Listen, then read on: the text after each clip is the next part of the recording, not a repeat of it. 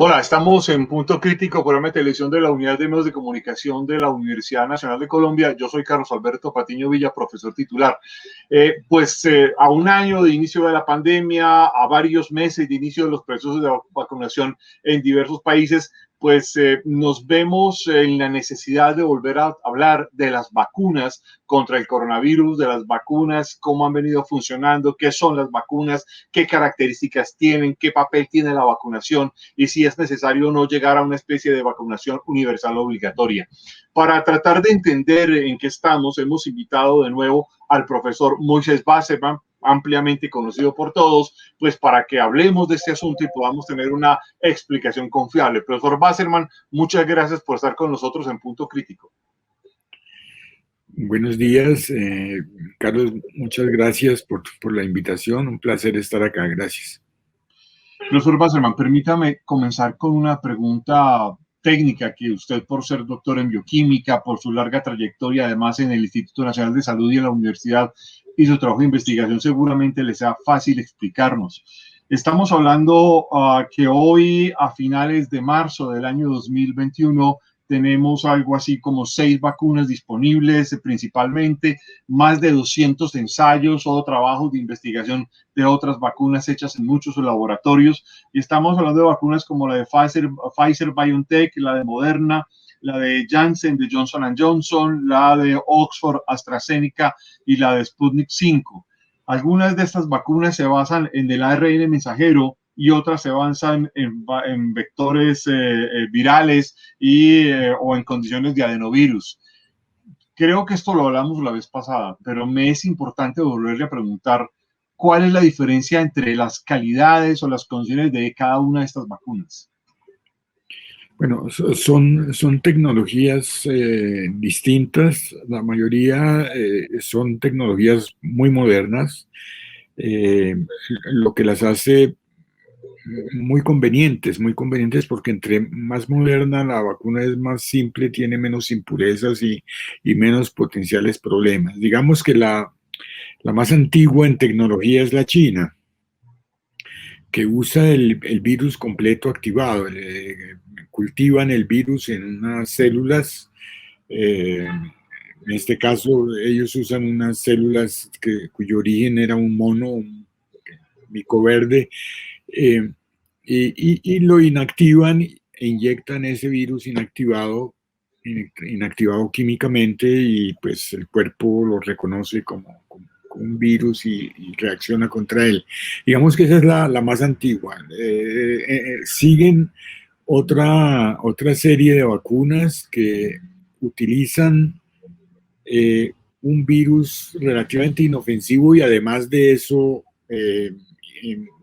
poco activo también, que generalmente son unos adenovirus, que son los virus de la gripa corriente, del resfriado común. Y esos virus les cambian su información, digamos, y los hacen infectar la célula, pero en lugar de generar una enfermedad, generan una proteína que es la vacuna, que es la proteína del coronavirus este. Y la tercera, la última generación, son las que llaman las vacunas de RNA, en las cuales simplemente se inyecta un RNA que tiene el código, un ARN que tiene el código para la proteína de pico, la proteína que reconoce exteriormente el virus, y esas con un transportador se introducen en la célula y la propia célula se convierte en la fábrica de la vacuna. La propia célula nuestra produce la proteína contra la cual vamos a reaccionar. Esas son las de Pfizer y la Moderna. Son distintas tecnologías, como se ha visto por los estudios de campo y los estudios en humanos. Todas generan una protección bastante muy buena, aceptable, más que aceptable, muy buena realmente. Muchos de los mitos, y no me da, digamos, temor calificarlos de mitos que ha habido a partir de la falsa información, de los movimientos antivacunas, dicen, por ejemplo, que las vacunas con RNA mensajero, como la de Pfizer o la de Moderna, modifican el ADN o podrían modificar el ADN. Esto, pues yo no tengo la formación para explicarlo, pero sí quisiera que usted nos explicara este asunto, porque parece ser algo realmente muy inverosímil. Es totalmente inverosímil y no tiene absolutamente ningún sentido. En primer lugar, pues ese ARN lo único que puede producir es la proteína que codifica, que es la proteína del virus que va a servir como vacuna. El proceso se lleva a cabo en el citoplasma, el ADN humano en general el ADN, las células nucleadas están en el núcleo. Están separados, pues son compartimientos, además completamente separados. Pero además de eso, es un temor mítico de algo que no conoce el ARN. El ARN es una molécula común y corriente que comemos en todas las comidas que comemos, al cual todo el tiempo estamos sujetos y que no es algo misterioso. Es decir, cualquier fruta que usted se coma, cualquier bistec que se coma, está repleto de ARN, entonces, y de un ARN extraño, de otra especie, y todo lo que... Así que eso realmente no tiene absolutamente ningún sentido. Además, pues, de que se han hecho las pruebas de seguridad y hoy en día tenemos la prueba reina, llamémosla así, para los abogados, y es que es el hecho de que ya hay como 200 millones de personas vacunadas con esas vacunas ARN y no ha pasado nada. Otro de los mitos en ese contexto es el mito, por ejemplo, que la vacuna china del Sinovac, con este, digamos, uso de partes del virus, lo que hace es de alguna manera esparcir el virus por todo el mundo. Esto también es otra de las acusaciones inverosímiles. Sí, no, tampoco es cierto eso. La vacuna está inactivada. El virus que conforma la vacuna es un virus inactivado químicamente con una metodología, eh, es así, debe tener 100 años por lo menos de inactivación completa. Realmente la segunda vacuna que se desarrolló, que fue la vacuna antirrábica de Pasteur, ya utilizaba un virus inactivado como vacuna, y eso ya lleva un par de siglos. Eh, no, realmente no hay ningún motivo para temer eso. Esa vacuna está totalmente inactivada, no se difunde ningún virus con ella no se puede reproducir, no puede infectar, no puede hacer nada de lo que hacen los virus usualmente. Otro de los mitos muy extendidos es que nos inyectarán a todos los que nos pongan la vacuna, nos inyectarán microchips o sustancias químicas que pueden rastrearnos o dominar nuestro cerebro. Esto es un poco de ciencia ficción. Sí, totalmente. Eso es un poquito como pensar que tal vez lo produjeron los marcianos o ya no sé. No, eso sí es absolutamente delirante, diría yo, porque si lo dijeran en chiste, pues de pronto hasta sería divertido, pero hay muchos que lo dicen en serio y que lo creen y que tratan de convencer a la gente de que la van a dominar de alguna forma, algunas personas muy perversas. Es completamente absurdo, es completamente absurdo. Es decir, además que si quisieran meternos chips, pues creo que tienen sistemas muchísimo mejores que una vacuna. Además, eh, un chip tendría que ser un nanochip de esos que todavía no existen, en fin, es totalmente delirante realmente. Eso casi que ni siquiera es argumento que valga la pena. El otro, digamos, aspecto que resulta ser muy problemático en todo este asunto de la difusión de las vacunas es una, digamos, advertencia que incluso muchos médicos y epidemiólogos hicieron desde finales del año pasado, y es que el desarrollo había sido demasiado acelerado y que no conocíamos cuáles iban a ser las consecuencias secundarias. A marzo, a 4 meses que varios países como Israel, Chile, o los mismos estados en Europa o China vienen ejecutando campañas masivas de vacunación, o los mismos Estados Unidos, ¿es posible ver que hay consecuencias secundarias realmente contundentes? No, hasta ahora no. Hasta ahora es un número extraordinariamente pequeño de posibles casos que ni siquiera han comprobado que esté asociado a la vacuna, sino que podrían estar asociados a la vacuna por el hecho de que se presentan más o menos simultáneamente en el tiempo, que es un argumento, como todos sabemos, de una asociación bastante floja. Pero yo quisiera decir, bueno, primero que criticar la rapidez sí me parece ya pues el colmo eh, de, pues no sé el colmo de qué, pero el colmo, pues es decir, el hecho de que haya sido rápido, pues es realmente una maravilla, ¿no? Qué maravilla que rápido, fue rápido porque sabemos mucho más.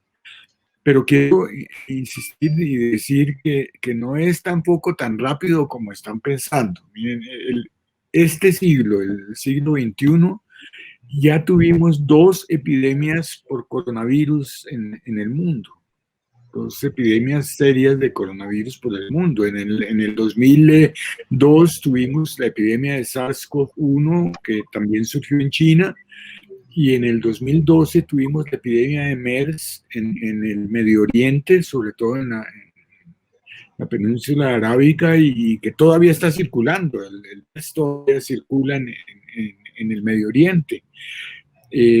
O sea que ya desde principios del siglo XXI estábamos alertas. Antes del siglo XXI hubo otras epidemias aparentemente por coronavirus, algunas caracterizadas claramente. La gripa rusa de finales del siglo XIX aparentemente fue una epidemia de coronavirus. O sea que el coronavirus se conoce hace mucho tiempo y la gente lo está persiguiendo, lo está mirando, lo está vigilando. Se sabe que los vampiritos y murciélagos son portadores importantes de una gran cantidad de estos virus. Eso se conoce hace mucho tiempo. Ahora, las tecnologías ARN, que son las de frontera y las que primero salieron, están en desarrollo hace ya más de 30 años. En marzo de 2013, un virus aviar, la Novartis, construyó la primera vacuna ARN experimental contra un virus de influenza aviar en China, en el 2013. Y fue la primera en usar esas partículas lipídicas, nanopartículas lipídicas, que son las transportadoras del ARN en la vacuna que se usa actualmente. En el 2012, el Departamento de Defensa norteamericano financió a Novartis, a Pfizer, a AstraZeneca y a Sanofi Pasteur para desarrollar vacunas ARN contra influenza. En el 2015, desarrollaron vacunas ARN contra citomegalovirus, Zika y chikungunya. Y posteriormente GlaxoSmithKline compró a Novartis y comenzó el desarrollo de una vacuna ARN contra la rabia. Entonces, sí, fue rápido, por suerte fue rápido, pero hay unos antecedentes muy importantes. Son cosas que se vienen estudiando hace tiempos y tecnologías que se han desarrollado muy bien y muy sólidamente durante mucho tiempo.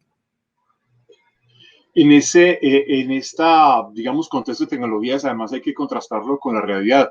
Y la realidad es que hay por lo menos dos experimentos, por llamarlo así, que han funcionado en la vacunación fuertemente, que son Israel y Chile. Y han vacunado a la mayor parte de la población ya. Y lo que ha quedado claro y lo que los datos muestran con claridad es que el índice de contagios y el índice de mortalidad han bajado dramáticamente en un 80 y en algunos casos incluso hasta el 90%. Sí, indudablemente. Yo creo que tal vez el primero, que fue el caso de Israel, pueden mostrarlo en forma clarísima. Obviamente hicieron como nosotros, que primero se vacunó a la población mayor a la población más susceptible, y eso muy rápidamente generó un cambio en la mortalidad y un cambio en la ocupación de las unidades de cuidados intensivos, que eso ya es una ventaja muy grande. Si uno no le tiene miedo a la mortalidad y no tiene miedo a que el sistema de salud se colapse, pues ya los otros miedos son menores. Pero a continuación y posteriormente cayó también el nivel de contagio, el nivel de capacidad de infección, y, y pues ya están abriendo toda la actividad económica prácticamente del país, eh, porque llegaron también ya a niveles muy altos, pero demostró, yo creo, por encima de toda duda, que la vacunación efectivamente es una solución de salud pública muy importante para este caso, para esta pandemia específica. En las últimas semanas ha sorprendido el debate sobre, que usted ya lo mencionaba, con la vacuna de Oxford AstraZeneca, de si ha generado no trombosis o algunos casos fuertes, para luego terminar diciendo que no ha generado nada, que es una vacuna tan segura como todas las demás y tan eficiente. Y aquí me quedan dos dudas. Estamos frente a una especie de exacerbación de casos de parte de los medios de comunicación y los opinadores sin mucha información científica en la mano, de una parte, y de otro lado estamos frente a una especie de temor de los gobiernos para actuar de forma contundente. Sí, es una cautela, pues obviamente como estamos enfrentándonos, cada pandemia es distinta, o sea que cada pandemia es un desconocido, cada vacuna es distinta, o sea que también es en cierta forma desconocida. Y eso genera una incertidumbre y necesariamente un temor y una cautela muy alta. Ahora, en mi opinión, pues ya salieron las autoridades de salud a decir claramente que no habían absolutamente ninguna correlación. En mi opinión, eso se podía suponer desde hace tiempos, es decir, la vacuna de AstraZeneca, Oxford AstraZeneca, eh, se vacunaron 11 millones de personas y se detectaron creo que 37 casos de tromboembolismo. La primera pregunta que uno se hace es, entre 37 millones de personas, ¿cuántos tromboembolismos se dan en forma normal? ¿No? Lo que habría que demostrar es que hubo un aumento en la cantidad de tromboembolismos normales, sino que hubo tromboembolismos, porque esos pueden haber. Y creo que y la conclusión de las autoridades de salud europeas es que los riesgos son infinitamente pequeños en proporción a las ventajas que produce. Y creo que eso se podía decir, pero entiendo la cautela de algunos gobiernos, sobre todo gobiernos como el de Noruega y Dinamarca y esto, que son supremamente eh, conscientes de los derechos y de los riesgos de las personas. Entonces entiendo la cautela, pero yo creo que se podía adivinar desde antes que eso no era importante, 37 entre 11 millones de vacunados, ¿no? Y se podía adivinar pues que eso realmente era simplemente una coincidencia en el tiempo, una asociación que se tenía que dar naturalmente. Yo estoy seguro que si ahora buscan las personas que se fracturaron un brazo, también van a encontrar que entre los 11 millones de vacunados hubo muchísimos que se fracturaron un brazo.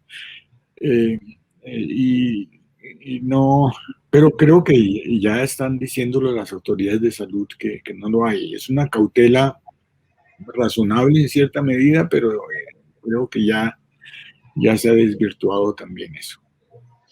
Eh, algo que ha sorprendido mucho, y por lo menos a mí me ha sorprendido mucho, es la indisciplina de los países europeos que parecían ser tan contundentes, y lo digo es porque han iniciado unas campañas de vacunación que van y vienen, ha habido incumplimientos en la entrega, etcétera, pero a la vez se vuelven y están frente a al parecer una tercera ola de contagios, y no hay como claridad frente a este asunto, y hemos visto a lo largo de estos meses manifestaciones duras en los Países Bajos en contra de los procesos de confinamiento o de medidas sanitarias. Lo mismo ha sucedido en Alemania o en algunas partes de Italia. ¿No sorprende este comportamiento epidemiológico de una región del mundo que se consideraba que era muy disciplinada frente a este tipo de situaciones. Sí, que somos menos disciplinados y menos conscientes de lo que pensábamos que éramos seguramente. Y yo creo que hay muchos fenómenos que esto va a permitir hacer muchos estudios después. Va a ser interesante estudiar esta pandemia después. Este es un fenómeno, el crecimiento en las personas que se niegan a vacunarse y que no quieren vacunarse absolutamente con razones, como discutimos antes, bastante insensatas también. Es un fenómeno muy interesante de estudiar. La no solidaridad o la falta o la caída, el quiebre de solidaridad que hubo, sobre todo al principio de la pandemia y también con la distribución de vacunas y la posesión de vacunas, es también un hecho bastante interesante, porque un mundo que iba hacia una globalización más fuerte, hacia un aumento en la solidaridad, de pronto lo primero que se hizo fue cerrar fronteras, cerrar exportaciones, incluso hubo hasta actos de piratería nacionales, un país que capturó un cargamento de material médico que iba para otro país. En fin, yo creo que sí, ustedes los científicos políticos creo que van a tener cosas bastante interesantes para estudiar cuando esto pase. eh, Cuando esto pase. La última pregunta, profesor Wasserman, ya que se nos acaba el tiempo, es, ¿se debería considerar como la vacunación universal como una especie de acción obligatoria? Pues mire, eso se discute mucho. Hoy en el tiempo, Antonio Albiñana dice abiertamente que debía ser obligatorio. No sé si lo viste. Hay No sé. muchos que dicen que son obligatorios. Yo creo que todos preferiríamos que fuera voluntario, porque en general esas prohibiciones y esas obligaciones sobre la salud de las personas pueden llevar a extremos indeseables en algunos casos. Pero aquí depende mucho cómo evolucionen las cosas, pero sí se puede llegar a una situación en la cual hay personas que ponen en peligro la salud pública general. Y si eso llega a ese nivel, a que hay una cierta población que pone en peligro la salud pública general, yo creo que se justifican medidas un poquito de coacción un poco mayor para la vacunación. Profesor Wasserman, quiero agradecerle muchísimo sus explicaciones en esta emisión de Punto Crítico. Muy amable. Muchas gracias, Carlos, por la invitación. Espero que pronto nos vacunen a todos. Ojalá que sí. Los esperamos en una próxima emisión de Punto Crítico a todos ustedes. Muchas gracias.